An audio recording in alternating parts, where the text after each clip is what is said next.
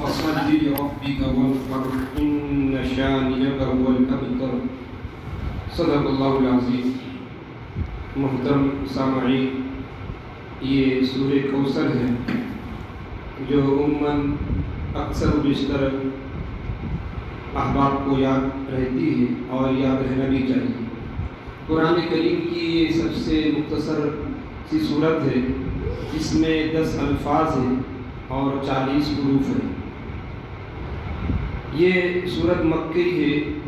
3 آیتیں اس میں ہیں۔ مکہ مکرمہ میں یہ صورت نازل ہوئی ہے۔ ام المؤمنین حضرت عائشہ اور حضرت عبداللہ بن عباس رضی اللہ عنہ کا قول یہ ہے کہ یہ صورت مکہ میں نازل ہوئی ہے، جبکہ ایک روایت حضرت انس سے ہے کہ یہ صورت مدینے میں نازل ہوئی۔ اس لیے علماء نے لکھا ہے کہ یہ صورت 2 مرتبہ نازل ہوئی،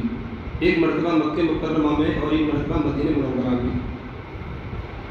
اور یہ صورت اس وقت نازل ہوئی جب نبی اکرم صلی اللہ علیہ وسلم کو لوگ پریشان کر رہے تھے۔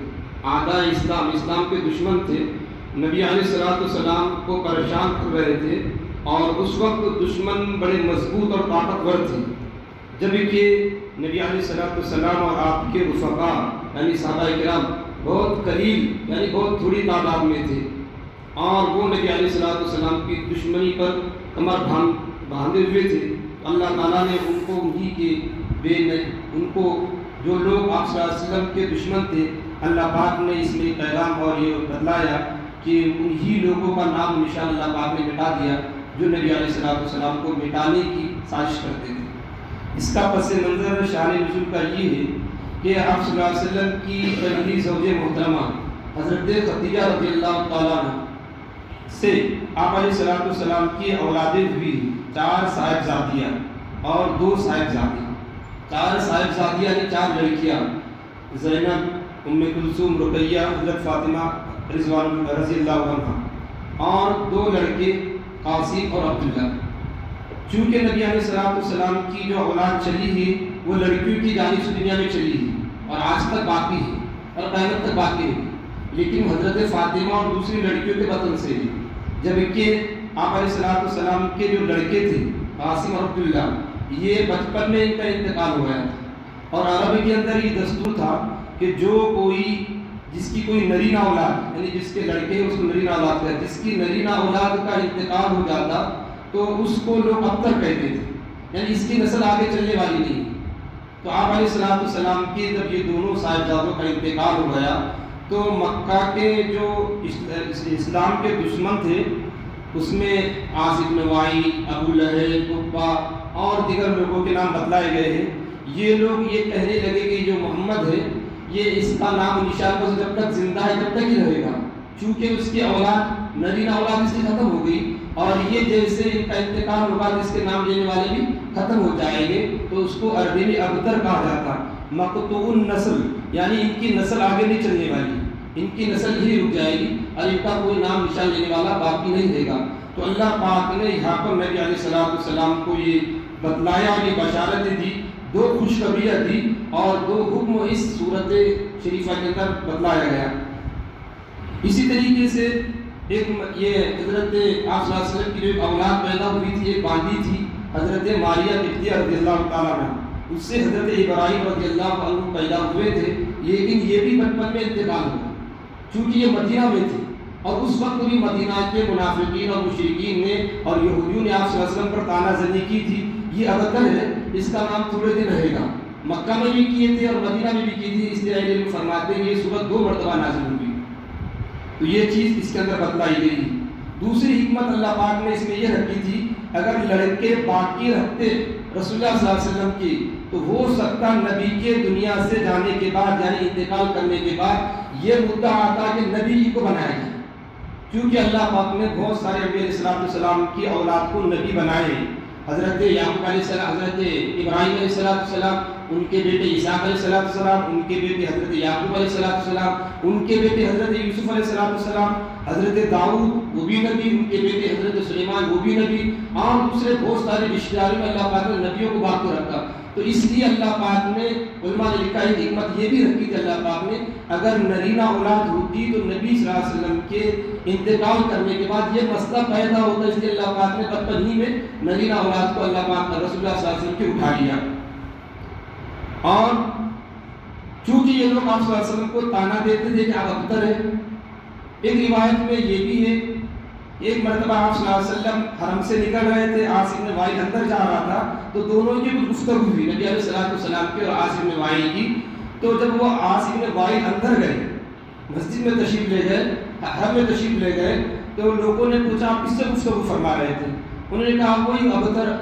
مقتول نسل، یعنی حکایت کی نگاہ سے نبی صلی اللہ علیہ وسلم کی طرف اشارہ کیا، وہ راستے میں ہماری ملاقات ہوگی دروازے میں، تو ہم اس مقتول نسل سے گفتگو کر رہے تھے، ابتر شخص سے گفتگو کر رہے تھے۔ تو اس کی بشارت سنانے کے لیے اللہ پاک نے یہ آیت نازل فرمائی۔ ایک روایت میں یہ بھی آتا ہے کہ نبی علیہ السلام ایک مجلس میں تشریف فرما تھے، آپ علیہ السلام پر غشی طاری ہوئی، یعنی نیند کی کیفیت پیدا ہوئی، اور اس میں نیند کی کیفیت ایسی پیدا ہوئی کہ اس میں اللہ پاک نے وحی نازل فرمائی، اور وحی کے اندر یہ صورت مبارکوں کو نازل فرمایا۔ پھر آپ علیہ السلام بیدار ہوئے،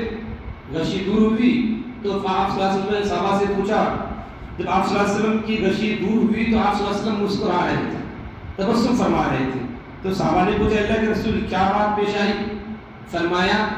کہ اس وقت ایک صورت نازل ہوئی تھی، پھر آپ علیہ السلام نے بسم اللہ الرحمن الرحیم پڑھی، اور اس کے بعد یہ پوری صورت ان کو پڑھ کر بتلائی۔ پھر نبی علیہ السلام نے صحابہ سے پوچھا اتدرون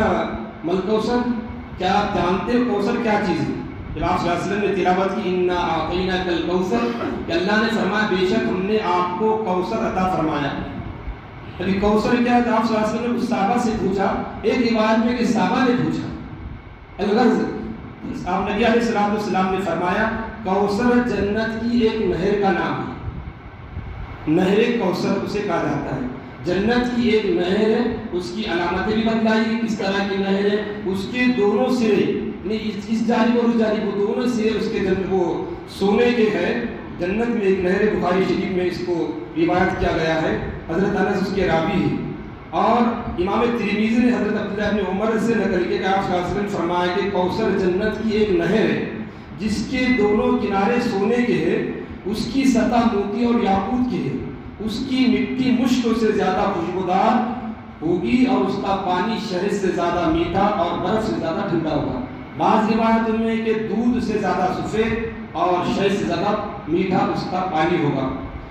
اور ایک دوسرا قول یہ بھی ہے کہ حوض کوثر ہے، حوض کا نام ہے حوض کوثر، جیسے نہر کوثر ہے تو حوض کوثر، تو حوض کوثر اس میں تطبیق یہ دی گئی، دونوں روایتیں صحیح ہے، اس سے مراد حوض بھی ہے اور اس سے مراد نہر کوثر بھی ہے۔ تو چونکہ دنیا آخرت میں جنت میں نہر کوثر ہے اور وہ جنت میں ہے، اور حوض جو قائم ہوگا وہ میدان محشر میں قائم ہوگا، اور وہاں پر آپ علیہ السلام تشریف فرما ہوگے، تو روایت میں آتا ہے کہ اللہ پاک آسمان سے دو پر نالے نکالے گا نہر کوثر سے،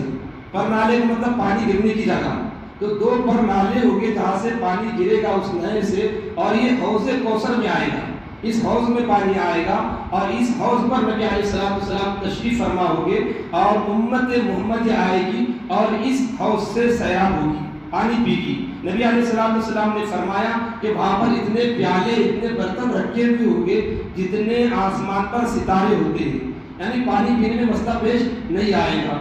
اور اس وقت وہاں پر فرشتے بھی موجود رہیں گے، بعض لوگوں کو فرشتے وہاں سے ہٹا دیں گے، دور کر دیں گے، تو نبی علیہ السلام فرمائیں گے کیوں دور کر رہے ہیں، یہ بھی میرے امتی ہے، تو وہ فرشتے عرض کریں گے اے اللہ کے رسول، یہ تو آپ کے جانے کے بعد، آپ کے انتقال کرنے کے بعد یہ لوگ شرک میں مبتلا ہو گئے تھے، یا روایتوں میں یہ آتا ہے کہ انہوں نے نئی نئی چیزیں دین میں دھر لیا تھا، اور یہ بھی آتا ہے کہ آپ کے سامنے تو اپنا ایمان ظاہر کرتے تھے لیکن دل کے اندر ان کے نفاق تھا، تو ایسے لوگوں کو فرشتے وہاں سے دور کر دیں گے۔ اس لیے ہمیشہ دعا کرتے رہنا چاہیے کہ اللہ پاک ہمیں حوض کوثر پر نبی علیہ السلام کے ہاتھ سے ہمیں جامع حوض کا پانی نصیب فرمائے، ورنہ اگر ہمارا منافقین اور مشرکین جیسا رویہ رہا تو پھر ہم کو دھتکار دیا جائے گا اور وہاں سے دور کر دیا جائے گا۔ یہ بھی روایت میں آتا ہے کہ جو ایک مرتبہ حوض پر پانی پی لے گا پھر اس کو دوبارہ پیاس نہیں لگے گی میدان حشر میں۔ میدان محشر بڑا خطرناک اور ہولناک منظر ہوگا جہاں لوگ نفسا نفسی کے حالت میں ہوں گے اور سورج بالکل قریب ہوگا، گرمی اپنے شباب پر ہوگی اور لوگ پسینے میں شرابور رہیں گے، وہاں ایک پانی کے قطرے کے لیے ترس رہے ہوں گے۔ اس وقت اللہ پاک اہل ایمان کو، اگر وہ کامل ایمان والے اور متبع شریعت رسول اللہ صلی اللہ علیہ وسلم کی مان کر چلنے والے ہیں، تو اللہ پاک نبی علیہ السلام کے ہاتھوں سے انہیں یہ یہاں پر پانی پلائیں گے۔ دوسری خوشخبری یہاں پر یہ دی گئی ہے، جو اعداء اسلام یعنی اسلام کے جو دشمن تھے، جو نبی علیہ السلام کو یہ طعنہ دے رہے تھے اور آپ صلی اللہ علیہ وسلم پر یہ فقرہ کستے تھے اور آپ صلی اللہ علیہ وسلم کو حکارت سے ابتر کہتے تھے اپنی نجی محفلوں میں، اور جہاں بھی آپس میں جب ایک دوسرے اعداء اسلام جب ملتے تو نبی صلی اللہ علیہ وسلم کے بارے میں وہ یہ کہتے یہ مقتول نسل ہے، اس کی نسل زیادہ چلنے والی نہیں، اس کا دین، اس کا بس یہ جب تک جتنا ہے، جب تک یہ حیات ہے، زندہ ہے، اس وقت ہی رہے گا، بعد میں ان کا دین مٹ جائے گا۔ لیکن آج ہم اپنی سر کی آنکھوں سے دیکھ رہے ہیں، دنیا میں آئے دن بدن نبی علیہ السلام کے چاہنے والے بڑھتے جا رہے ہیں۔ کوئی سیکنڈ اور کوئی لمحہ دنیا میں ایسا باقی نہیں ہے جہاں نبی صلی اللہ علیہ وسلم کا نام نہ لیا جاتا ہو، چاہے آزان کی شکل میں، اقامت کی شکل میں، نماز کی شکل میں، قرآن کریم کی تلاوت کی شکل میں، بیانات کی شکل میں، ذکر و اذکار کی شکل میں، درود شریف پڑھنے کی شکل میں۔ الغرض دنیا میں کوئی سیکنڈ ایسا خالی نہیں ہے جس سے نبی صلی اللہ علیہ وسلم کی ذات اقدس کی عظمت کو بیان نہ کیا جاتا، ہر سیکنڈ کیا جا رہا ہے۔ تو وہ جو لوگ جو نبی صلی اللہ علیہ وسلم کا طعنہ دیتے تھے کہ ان کی نسل کٹ جائے، یہ ان کا نام و نشان مٹ جائے گا، تو آج نام و نشان مٹا نہیں بلکہ بڑھتا جا رہا ہے۔ اور جو لوگ مٹانے کے چکر میں تھے، اللہ پاک نے ان کے نام و نشان کو مٹا دیا، اور ان کا نام بھی جو لیا جاتا ہے، جو تفسیروں میں کتابیں موجود ہے، تو نبی صلی اللہ علیہ وسلم کی وجہ سے موجود ہے۔ اگر نبی صلی اللہ علیہ وسلم ان کے ناموں کا تذکرہ نہیں کرتے تو ان کے نام و نشان بھی باقی نہیں رہتے، ان کے خاندان بھی باقی نہیں، جبکہ آپ صلی اللہ علیہ وسلم کی نسلی اولاد بھی چلی لڑکیوں کے ذریعے سے، اور روحانی اولاد ہم سب آپ صلی اللہ علیہ وسلم کی روحانی اولاد ہیں، اور آپ صلی اللہ علیہ وسلم کی نسلی اولاد سید ہے، اور سید کے معنی آتے سردار ہے، اس لیے سیدوں کا ایک مقام ہوتا ہے، مرتبہ ہوتا ہے۔ تو یہ دو خوشخبریاں نبی صلی اللہ علیہ وسلم کو اس میں دی گئی تھی، اور دو حکم اس آیت کے، اس سورۃ شریف کے اندر بتائی گئی تھی، فصل لربک وانحر، اور یہ دونوں امر ہے یعنی واجب ہے۔ تو فصل، یہ جو فصلی صلی کا جو لفظ آیا ہے، اس سے حضرت عبداللہ بن عباس کا قول ہے کہ تمام فرائض کی نماز اس سے مراد ہے، جبکہ دوسرے حضرات اس میں حضرت انس بھی ہے اور دوسرے ائمہ حدیث اور ائمہ فقہ بڑی تعداد میں وہ یہ فرماتے ہیں کہ اس سے مراد عید الاضحیٰ کی نماز مراد ہے، جس کو ہم قربانی کی نماز کہتے ہیں، یہ اس سے مراد ہے۔ اور اس کے بعد ونحر کا لفظ آیا یعنی قربانی کرنے کا، چونکہ عرب کے اندر لوگوں کا ایک معروف عقیدہ یہ تھا، وہ لات، منات، عزا، حبل اور ان کے جو مشرکین کے جو بت تھے، ان کے نام تھے، وہ ان کے اوپر قربانیاں کرتے تھے، اونٹوں کی قربانیاں ان کے نام سے دیا کرتے تھے۔ جیسے ہمارے علاقے میں آج بھی، حالانکہ نہیں ہونا چاہیے، بہت ساری درگاہوں پر لوگ بکرے لے کر جاتے ہیں اور ہم بھی بڑی خوشی سے اس میں شریک ہوتے ہیں، جو کہ ناجائز اور حرام ہے، اس سے دور رہنا چاہیے اور دوسروں کو بتانا چاہیے۔ وہی ان کے عقیدے فاسدہ حال کی ہماری امت میں اور ہمارے معاشرے اور سماج میں پائے جاتے ہیں۔ تو یہاں پر یہ تردید کی گئی، نماز بھی پڑھیں گے اللہ کے لیے اور قربانی بھی کریں گے اللہ کے لیے، کسی درگاہ کے لیے نہیں، کسی مندر کے لیے نہیں، کسی انسان کے لیے نہیں، غیر اللہ کے لیے کرنا ناجائز ہے۔ تو اس بات کی تعلیم دی گئی۔ حضرت مفتی تقی صاحب نے اس پر بڑی بہترین بات فرمائی، ان صلاتی و نسکی و محیای و مماتی للہ رب العالمین، کہ اللہ پاک نے یہ فرمایا کہ میری نماز، نبی صلی اللہ علیہ وسلم کو حکم دیا، آپ کہیے قل ان صلاتی، میری نماز، و نسکی، میری قربانی، قل ان صلاتی و نسکی و محیای و مماتی، میرا جینا اور میرا مرنا اللہ تعالیٰ کے لیے، وہ رب کے لیے جو تمام جہاں کا پالنہار ہے۔ تو ہر کام میں آدمی کے اخلاص ہونا چاہیے، چاہے نماز پڑھ رہا ہو، چاہے قربانی دے رہا ہو۔ اور یہاں پر یہ بھی بتایا گیا اور کہ صلی سے مراد عید الاضحیٰ کی نماز مراد ہے۔ ونحر، نہر کا لفظ آیا ہے، اس کے معنی آتے نہر کرنا، نہر کرنا کہتے اونٹ کو جب ذبح کیا جاتا ہے، اس کے پیروں کو باندھا جاتا ہے اور اس کے حلق پر چھورا مارا جاتا ہے، جس سے اس کو ذبح کر لیا جاتا ہے۔ اور نہر سے دوسرے جانور بھی اس میں شامل آ جاتے ہیں جس کو زمین پر لٹا کر ذبح کیا جاتا ہے۔ تو ان کے عقیدے فاسدہ کو ختم کرنے کے لیے یہ بتایا گیا کہ نماز بھی پڑھیے اور نماز اپنے رب کے لیے پڑھیے، پروردگار کے لیے پڑھیے، اور قربانی بھی اللہ تعالیٰ کے لیے کیجیے۔ اور پھر اس کے آگے اس میں یہ بھی بتایا گیا، یہ امر کا صیغہ ہے، اس لیے حنفیہ کے نزدیک عید الاضحیٰ کی نماز واجب ہے اور قربانی بھی واجب ہے۔ پھر اس میں ایک پیغام یہ بھی دیا گیا، جب اللہ تعالیٰ کی رحمتیں ہم پر ہو، اللہ تعالیٰ کے انعامات ہم پر ہو، اللہ تعالیٰ کی بخشش ہو، جیسے نبی صلی اللہ علیہ وسلم کو یہاں پر پروانہ دیا گیا، اس وقت اہل ایمان کو نماز کی طرف رجوع کرنا چاہیے۔ حضرت مفتی تقی صاحب نے اپنی تقریر میں فرمایا، اللہ پاک نے ہم کو جو اعضاء دیے، کان دی، آنکھ دی، ہاتھ دیے، پیر دیے اور صحت دی، تندرستی، اس کے شکرانے میں بھی نماز پڑھنا چاہیے اور اپنے اعتبار سے قربانی دینا چاہیے۔ یہاں پر حضرت مولانا خالد سیف اللہ صاحب نے لکھا ہے، اس سے یہ بات اشارہ ملتا ہے کہ دشمن سے نجات پانے کے لیے، جیسے نبی صلی اللہ علیہ وسلم کو لوگ واپس ستا رہے تھے، تو دشمن سے نجات پانے کے لیے اللہ پاک نے حکم دیا فصلی،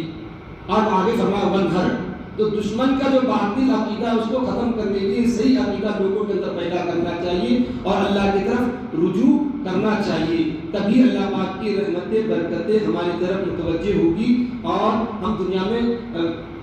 سرخرو ہوگی۔ اور بھی بہت ساری چیزیں اس آیتوں کے اندر بتلائی گئی ہے اور اس کی الگ الگ اقوال ہے۔ اللہ پاک سے دعا ہے کہ اللہ پاک ان صورتوں کو سمجھ کر کرنے کی توفیق عطا فرمائے۔ اس کا مختصر ترجمہ یہ ہے، انا اعطیناک الکوثر، بے شک ہم نے آپ کو کوثر عطا فرمائی ہے، فصلی لربک وانحر، تو آپ اپنے پروردگار کے لیے نماز پڑھا کیجئے اور قربانی کیا کیجئے۔ ان شانئک هو الابتر، یقیناً آپ کا دشمن ہی بے نام وہ نشان رہے گا۔ ابتر کے معنی دم کے بھی آتے ہیں،